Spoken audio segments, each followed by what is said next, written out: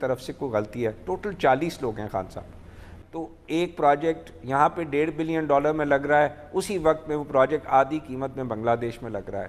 آپ wind power کو ہاتھ لگائیں تو اسی وقت یہاں پہ سی پیک کے تحت 14 سینٹ پہ پروجیکٹ فائنانس ہو رہے ہیں اور دنیا میں 4 سینٹ پہ ہو رہے ہیں.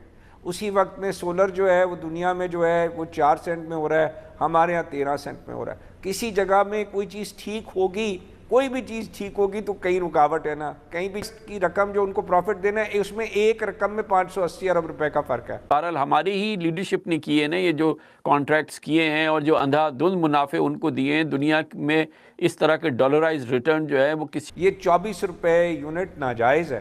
کانٹریکٹ کسی صورت میں پاکستان کی اکانومی, پاکستان کی قوم, پاکستان کا فیوچر سب اس رسک پہ. ہم نہیں چل سکتے, کوئی بھی نہیں کر سکتے, رستہ نہیں نکل رہا.